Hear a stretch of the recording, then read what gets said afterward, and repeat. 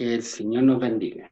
Cuando se toca el tema que nos presenta la carta a los Gálatas, hermanos, no hay nada más humillante. Si hay falta de comprensión muchas veces o de poder entender estas cosas, es a causa de la vanidad. Porque ¿qué nos enseña fundamentalmente, hermano? Hace una analogía la palabra del Señor con un árbol. Y dice que el árbol malo siempre da malos frutos. El árbol malo siempre dará malos frutos. No importa lo que hagan con él. Su fruto siempre será malo. Y nos habla que esa es la naturaleza que nosotros hemos recibido de nuestro padre Adán. Incluso en el libro del profeta Isaías dice: una llaga podrida de la mollera hasta la planta de los pies. No hay en nada sano, sino hinchazón y podrida llaga. Entonces es difícil, hermano, para los seres humanos aceptar esto, porque todos tienen un concepto de sí mismo de alguna bondad. Es más, el hombre produce frutos que tienen la apariencia de bondad. Por ejemplo, no hay que ser necesariamente cristiano para querer a los hijos, para hacer obras sociales. Hay hombres que se dedican toda su vida. Hemos escuchado hablar, por ejemplo, de la Sor Teresa de Calcuta. Ella dedicó toda su vida a cuidar leprosos, hermanos.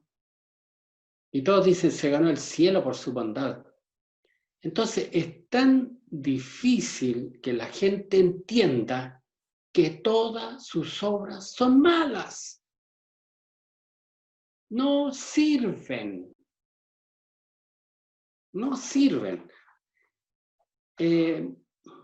Y muchas veces, incluso nosotros, los cristianos, aceptamos este concepto intelectualmente y uno empieza a escuchar de repente a personas que constantemente dicen: hoy soy tan malo, soy tan malo, soy tan mal. Le digo una cosa, no le creo mucho. Porque incluso en esa confesión hay una falsa humildad. Oye, es tan humilde el hermano que reconoce su falta.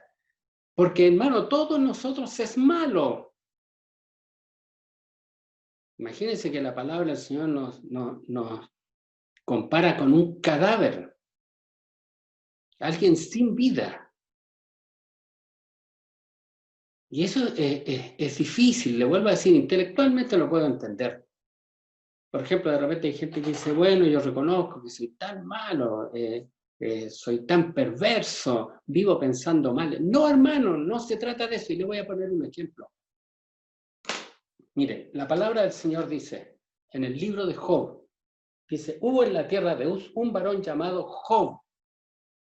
Y era este hombre perfecto y recto, temeroso de Dios y apartado del mal. La Biblia destaca a 3 hombres, Dios destaca a 3 hombres como personas moralmente muy buenas, quizás las más buenas que hayan existido, moralmente hablando. Y entre esos está Job. Por lo tanto, Job tenía un alto concepto de sí mismo extraordinario. Todo el mundo tenía un buen concepto de él. Él era una buena persona. Sin embargo, Dios lo hace pasar por un proceso de prueba. Y mire, cuando él termina las pruebas, usted lo ve en el capítulo 42, él dice: respondió Job a Jehová y dijo: yo conozco que todo lo puedes y que no hay pensamiento que se esconda de ti. ¿Quién es el que oscurece el consejo sin entendimiento? Por tanto, dice Job, yo hablaba lo que no entendía, cosas demasiado maravillosas para mí que yo no comprendía. Oye, te ruego, le dice al Señor, y hablaré. Te preguntaré, y tú me enseñarás. Y luego dice: de oídas te había oído, Hermano Job dice, de oídas te había oído, mas ahora mis ojos te ven, por tanto me aborrezco y me arrepiento en polvo y ceniza. Entonces, cuando uno dice que es malo, hermano, no necesariamente tiene que ser malo moralmente, hermano, estás llamado a ser lo mejor que puedas. No está hablando el Señor de reconocer que soy malo, así que vivo en maldad. Está hablando de algo más profundo, entender que nuestras obras nos sirven en lo absoluto para nuestra justificación. El árbol malo da siempre malos frutos. Pero también la Biblia dice que el árbol bueno siempre da buenos frutos. Hay un árbol bueno, hermano. Y no somos nosotros. Ninguno. Pero hay un árbol bueno, hermano. Y se llama Jesús. Y se llama Jesús. Y alguien preguntará, ¿y cómo puede el árbol malo dar buenos frutos? Y el Señor nos enseña en su palabra, hermanos, que Dios nos injertó en la real oliva. Hermano, éramos un árbol que fue cortado y se hizo leña para lanzarlo al infierno, al fuego, porque el árbol malo no sirve nada más que para leña. Sin embargo, fuimos injertados en la real oliva. Dios abrió una herida en su Hijo, allí en el Calvario de la cruz, en su costado, para injertarnos a nosotros, para injertarnos en ese lugar.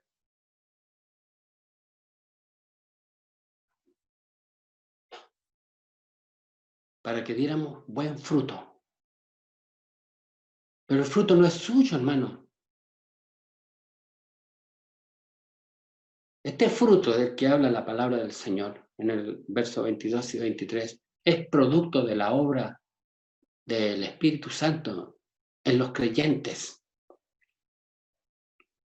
No son obras que yo deba hacer, sino que debe ser algo que fluye por dentro de mí en forma espontánea, si es que soy creyente. Si es que soy creyente. Las obras de la carne son muchas, variadas, y son todas malas. Incluso las buenas son malas, porque están contaminadas por el pecado. Mire, una vez yo fui a una casa y habían dos árboles, los dos eran naranjos. Había uno cargado con una cantidad, tenía cientos de naranjas, y el otro tenía solamente dos en un lugar muy alto en la copa del árbol. Y cuando arrancamos un fruto, porque andaba con mi pastora, probamos el primero y era incomible, hermano, era incomible. Nos demoramos más en pelar la naranja, todo, y llevarla a la boca, que nos demoramos menos en escupirla, hermano. No se podía comer. Y por eso entendimos que estaban todas las naranjas, pues nadie las quería, hermano. Pero el árbol de al lado no tenía ninguna, excepto dos en la cumbre. Y tomé una vara y saqué, hermano, y era exquisito el fruto. Sin embargo, no había ninguna diferencia entre uno y otro exteriormente, externamente. Las dos eran naranjas, redondas, las limpiamos, brillositas, eran iguales. Pero una era fruto de un árbol malo y el otro era fruto de un árbol bueno. Y la única manera que nosotros podemos dar un buen fruto, el fruto que habla aquí la palabra del Señor, es por el Espíritu Santo que obre en nuestros corazones. Y esto usted debe saberlo, hermano. Usted tiene que comprender que usted tiene un enemigo y es su propia carne. Dice el apóstol Pablo, hablándole a Timoteo, hermano, y le dice, el ejercicio corporal para poco es provechoso, pero la piedad para todo aprovecha, pues tiene promesa de esta vida presente y de la venidera. Ahora, cuando habla del ejercicio corporal, normalmente todos dicen que se refiere a la educación física, porque está haciendo mención a las Olimpiadas, ¿verdad? Un hombre se prepara y hace mucho ejercicio físico para prepararse y dice poco provechoso, pero más bien el ejercicio corporal es el ejercicio de la carne. Ese esfuerzo humano que usted hace por creerse bueno, que creer porque da ofrenda, porque dio una limosna, porque fue al punto de predicación, porque fue a la iglesia, creerse bueno, hermano. Ese es un ejercicio corporal y la palabra del Señor dice, para poco es provechoso. Después más adelante dice, tales cosas tienen a la verdad cierta reputación de sabiduría en culto voluntario, en humildad y en duro trato del cuerpo, pero no tienen valor alguno contra los apetitos de la carne. Y agrega el apóstol Pablo a Timoteo, le dice, ejercítate en la piedad. No te preocupes de las obras de la carne, no te preocupes por hacer buenas obras de la carne, sino que le dice, ejercítate en la piedad. Ahora, ¿qué es lo que es la piedad, hermano? Inmediatamente nuestra mente se traslada al concepto de hacer el bien, de tener compasión de las personas, de obra social y cosas por el estilo. Pero no es eso lo que dice la Biblia, hermano.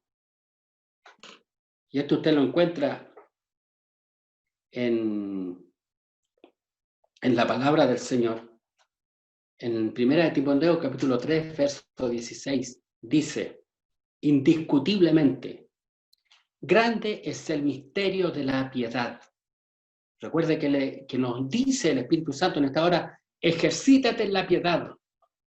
Señor, ¿y cómo me ejercito en la piedad? ¿Doy plata para los pobres? ¿Doy plata para la Teletón? Porque algunos van a la cuenta 34.500 y se sienten tan nobles. Eso es hipocresía, hermano. Dice la palabra del Señor, indiscutiblemente, grande es el misterio de la piedad. ¿De qué está hablando? Y mire lo que dice. Esta es la piedad, hermano. Dios fue manifestado en carne, justificado en el Espíritu, visto de los ángeles, predicado a los gentiles, creído en el mundo y recibido arriba en gloria. Y nos dice, en esto ejercítate. ¿En qué cosa? En entender la tremenda misericordia que Dios ha hecho con nosotros, que viendo que éramos leños para el fuego, Él descendió del cielo, se hizo carne, habitó en medio de nosotros y tomando todos nuestros pecados, murió en el Calvario de la cruz por nosotros, por nuestras maldades, por nuestras iniquidades. Y muriendo en el Calvario de la cruz, en nuestro lugar, nos perdonó todos nuestros pecados. Y eso debe llenar mi vida. Yo debo caminar en este mundo con ese pensamiento. Cristo murió por mí. Y mientras eso invada mi ser, mi mente y todo mi ser, esté siempre en mí. Él murió por mí. Entonces yo comprenderé qué tan malo soy y qué tan bueno es Él. Y cuando yo entienda a cabalidad esta misericordia, la gracia del Señor, entonces el fruto del Espíritu será manifiesto en mí. Y no voy a satisfacer ya los deseos de la carne. Ya no cometeré aquellos pecados. Porque yo sé que a Él lo ofenden. Que a Él lo ofenden.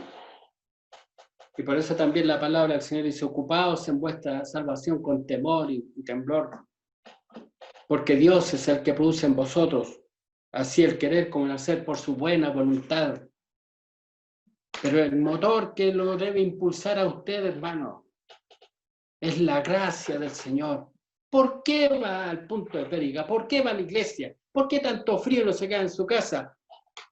Pero usted es constreñido por el amor de Dios. Cristo murió por mí. No corre usted para su gloria, no está dando esta pelea para su gloria, hermano. Si ya fuiste salvo, esta pelea se da para la gloria del que murió por nosotros. Mire, la palabra es categórica, hermano, dice, Los designios de la carne son enemistad contra Dios. Los designios de la carne son enemistad contra Dios, porque no se sujetan a la ley de Dios, ni tampoco pueden. ¿Usted sabe lo que son los designios? Sus intenciones. Hermano, nuestras intenciones. Ni siquiera está hablando de lo que hacemos, sino de lo que pensamos o tenemos tendencia a hacer. Y dice que nuestros designios son enemistad contra Dios. Por lo tanto, nuestra carne no quiere hacer nada para Dios. Por lo tanto, cuando hagas algo para Dios, glorifica a Dios. Es el Espíritu de Dios morando en ti. Es Él el que te impulsa. Es Él el que nos mueve en contra de los deseos de nuestra carne. El Señor sea muy glorificado en nuestros corazones. Y ojalá nosotros comprendamos esta verdad tan grande, hermano. No tenga nunca un autoconcepto de sí mismo.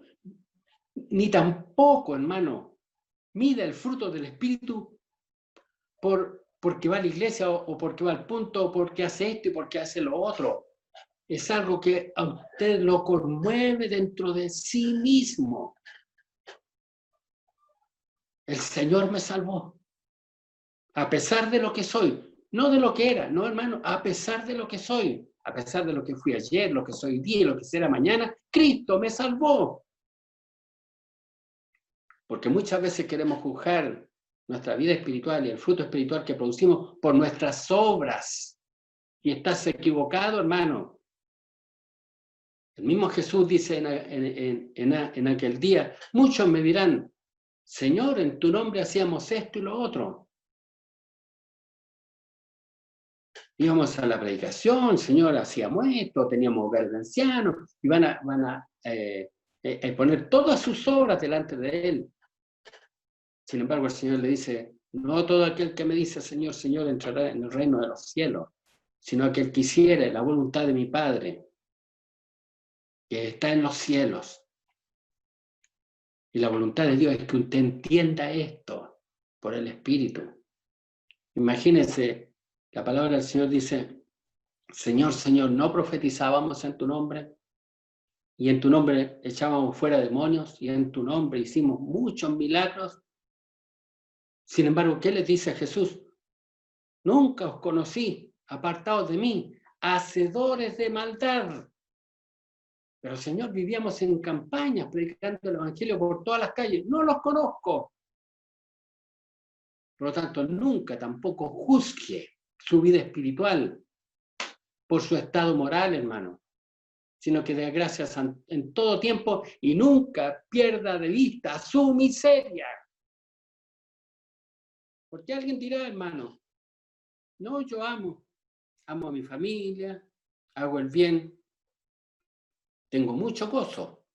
Yo voy a la iglesia y lloro toda la reunión. Tengo paz, estoy paciente, benigno, bondadoso, tengo fe, soy manso, una persona muy disciplinada. Marido de una sola mujer, no hago esto, no he hecho garabato, y me empieza a vanagloriarse. Pero el que piensa tal cosa, debe saber que cuando estamos hablando del fruto del Espíritu, no nos estamos refiriendo en ninguna manera a las virtudes morales, hermanos, que tienen muchas personas. Porque hay muchas personas en el mundo que moralmente son mejores que nosotros. Y yo le diría que hay multitud afuera.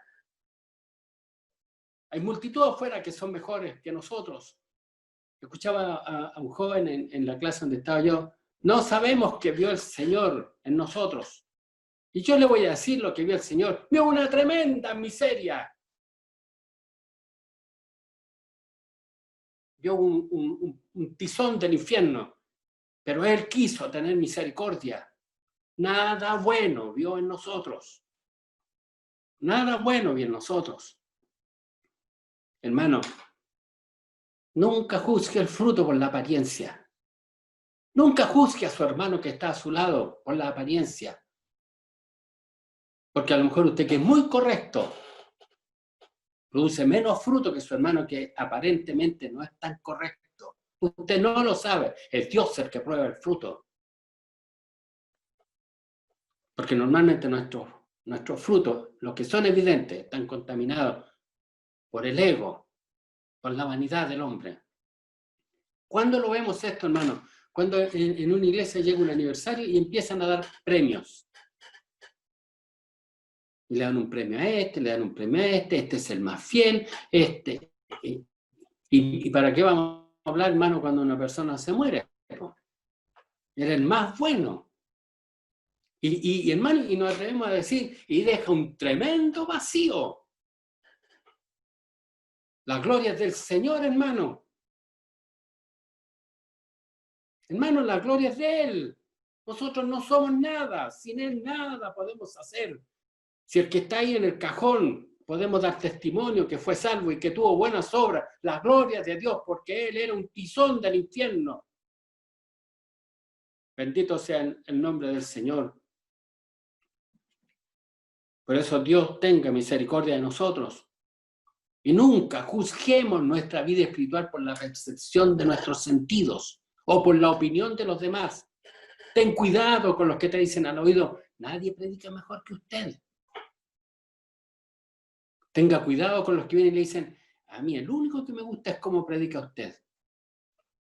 Ese está alimentando tu carne.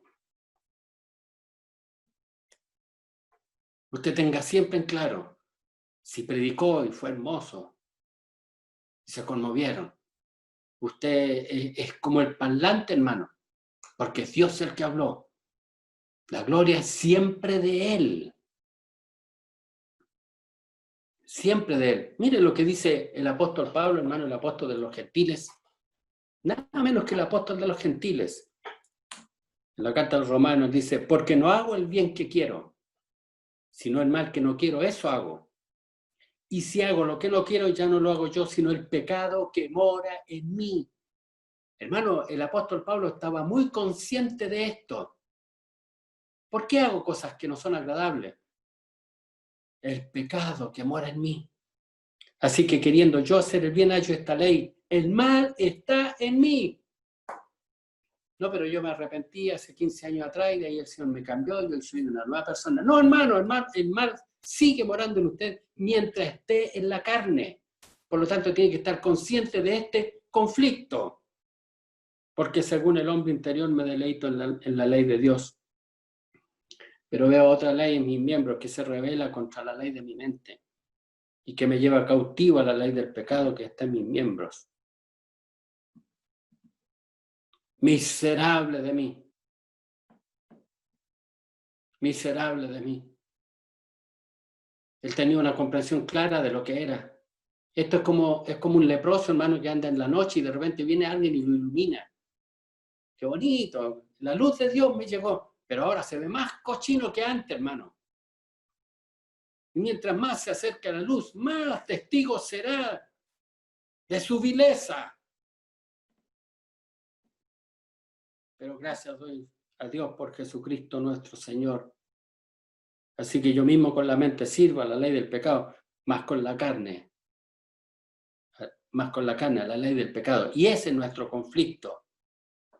Él se dio cuenta que en su carne no moraba el bien.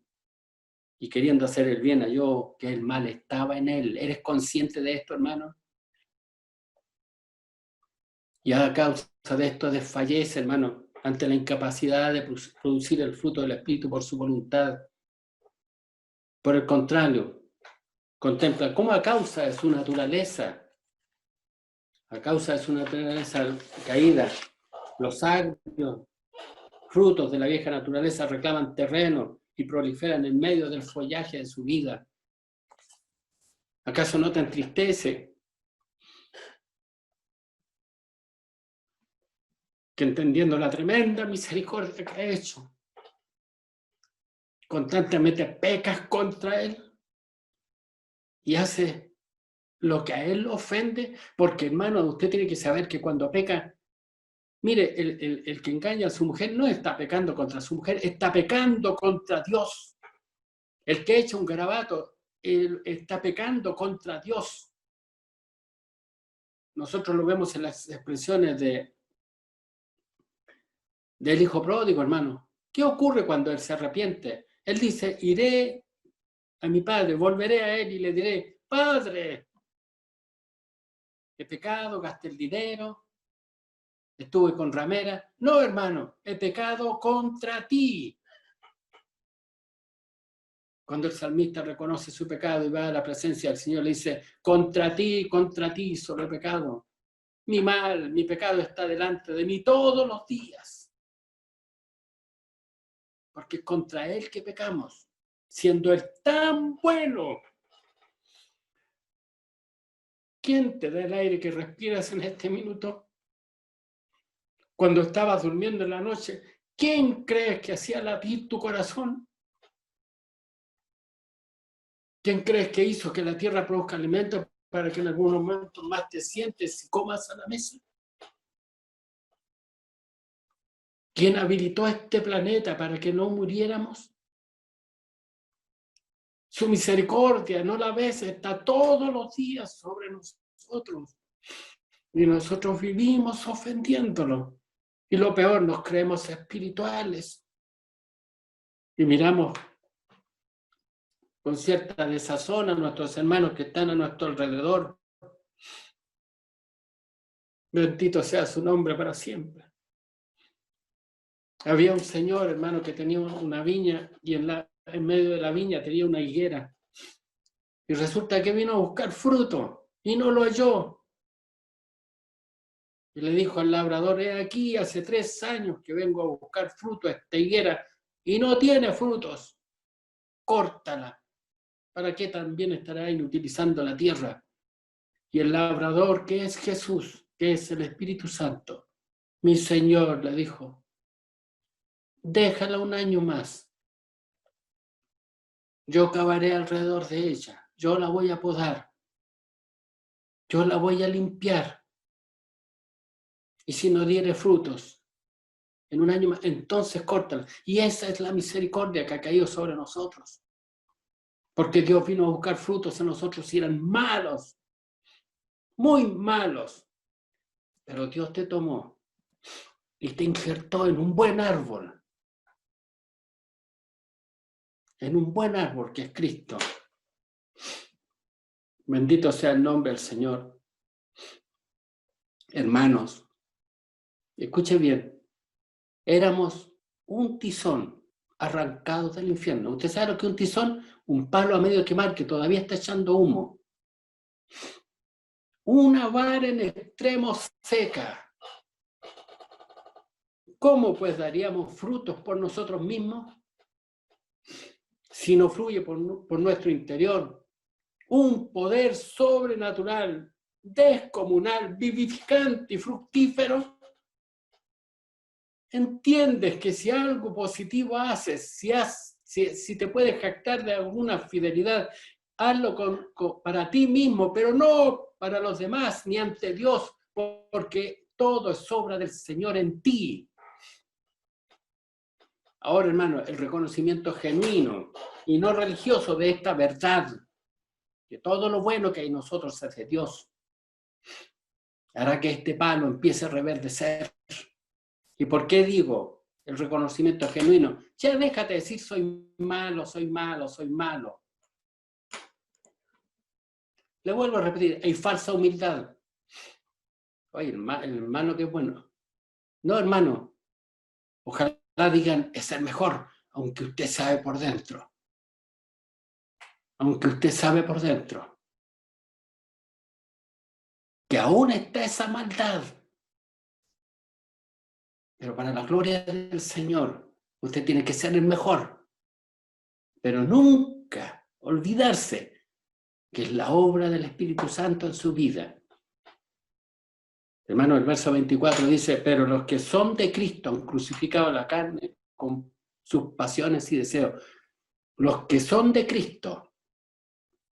¿Qué quiere decir esto, hermano? Que los que hemos conocido al Señor, su misericordia y su gracia bendita, entendemos que nuestra carne es entera mala.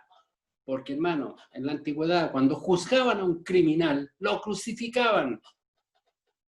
Y nosotros sabemos que nuestra carne, con todas sus obras, son dignas de la cruz.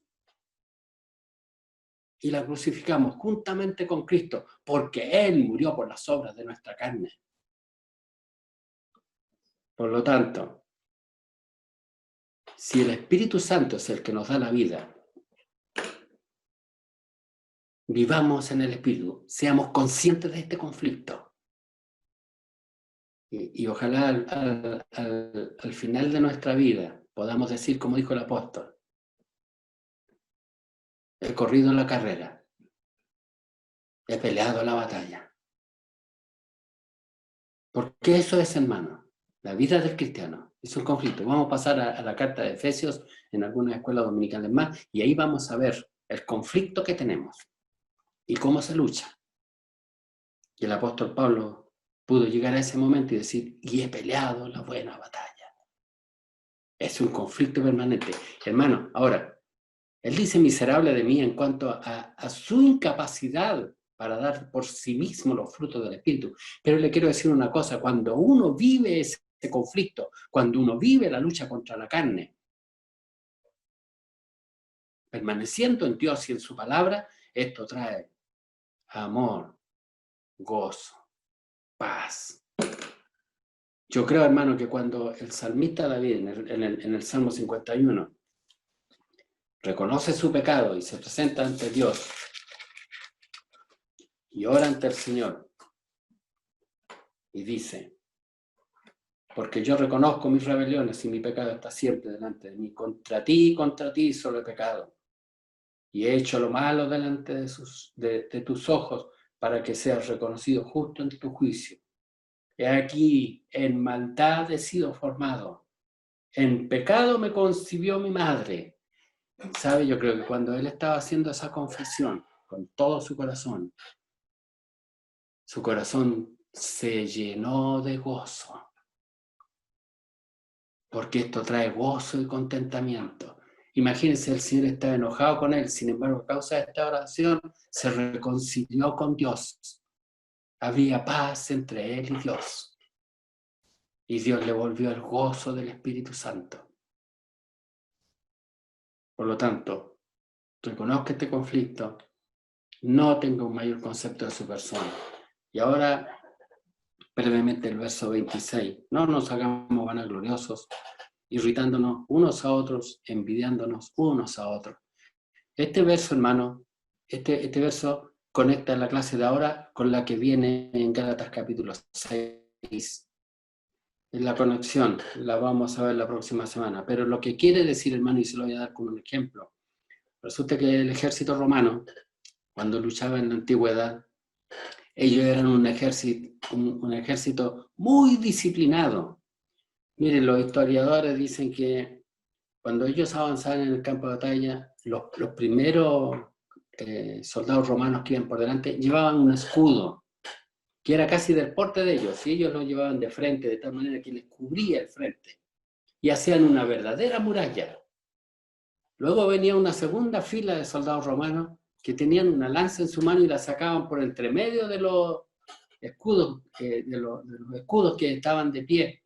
Hacían un muro y aparecían las lanzas entre medio. Y más atrás venían otros soldados que los escudos los tenían en la cabeza, de tal manera, hermano, que prácticamente hacían una especie de cubo.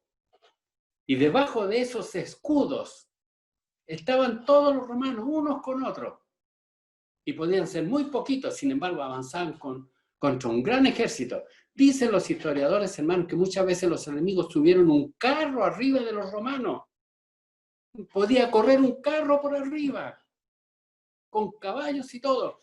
Pero estaban tan unidos como un solo bloque. Y seguían avanzando. Y obtuvieron grandes victorias. Fue un extraordinario ejército. Ahora, si algún romano caía por el cansancio, los de al lado venían y lo paraban y lo apoyaban. Habían unos que tenían mayor capacidad, otros tenían menor capacidad. Así también es este conflicto que estamos peleando, hermano. Todos tenemos el mismo conflicto. Algunos resisten más, otros resisten menos. Y la palabra del Señor dice que el que resiste más no sea vanaglorioso. al que quizás se le manifiestan mal en alguna medida los frutos del Espíritu, no se jacte de su hermano más débil, y el hermano débil no le tenga envidia, porque aquí habla de dos conceptos, los vanagloriosos y los envidiosos. Si tu hermano predica bien, si el Señor le ha dado una gracia extraordinaria, no tengas envidia de él. Y si usted tiene una gran gracia para predicar porque el Señor en su misericordia se lo ha dado, no se jacte contra su otro hermano, sino que como un solo bloque. Y luego vamos a ver en la escuela dominical siguiente que nos habla cómo tratarnos en esta lucha, porque no estamos luchando contra el hermano, ni siquiera estamos luchando por ser mejor que nuestro hermano. No, hermano, todos estamos en la misma brega, en la misma lid, y debemos apoyarnos mutuamente, porque así seremos más fuertes. Por lo tanto, no mires con desprecio a tu hermano más débil, a tu hermano más pequeño. Y tampoco el más débil, no mire con envidia a su hermano que el Señor le ha dado más. Como dice la palabra, no nos hagamos vanagloriosos, irritándonos unos a otros y envidiándonos unos a otros. El Señor nos ha puesto en este formidable combate. Es un privilegio estar en este combate. Y debemos apoyarnos mutuamente. No condene nunca a su hermano. Cuando lo vea caer, ayúdele a ponerse en pie. De tal manera que el día de mañana, cuando caigas tú, ahí estén tus hermanos para ponerte en pie y restituirte al campo de batalla una vez, 2 veces, 100 veces. Porque realmente vamos a caer muchas veces, hermano, porque el enemigo es formidable. Pero como dijo un hermano en la clase, pero nuestra esperanza es que al final la victoria es del Espíritu Santo, que está en nosotros. Al final, la victoria es nuestra. La lucha es contra el mundo, el demonio y nuestra carne. Apoyémonos mutuamente. Apoyémonos mutuamente. Porque también eso es parte del fruto del Espíritu Santo. Recuerda, su fortaleza está en esto. Cristo murió por mí. No soy digno de ser llamado tu hijo. No soy digno de ser llamado tu hijo. Y ahí está nuestra fortaleza, la fuerza para luchar. ¿Qué impulsaba al hijo pródigo para el retorno? El saber que allí había misericordia. Eso era lo que lo impulsaba. Él nunca pensó en dar excusas. Él nunca le iba a decir al padre, mira padre, con la plata que me dio también hice obras sociales. No soy digno. Eso lo hizo fuerte. Eso lo hizo fuerte. Naturaleza. Entonces los frutos son abundantes. El Señor te bendiga. El Señor diga sobre nuestros corazones. Vamos a inclinarnos. Damos gracias al Señor. En los ojitos. Eterno Dios y buen Padre amado, ayúdenos por misericordia, Señor. Ayúdenos en esta lucha que tenemos, Señor. Y por sobre todo les ruego, Señor, que cada uno de sus hijos que ha participado de este servicio de escuela dominical sea consciente de este conflicto, de su total incapacidad, Señor, que sin usted nada podemos hacer y que toda cosa agradable, todo don perfecto, todo buen pensamiento que emana de nuestras vidas en este día es suyo, Señor, solamente suyo, la gloria es suya, Señor.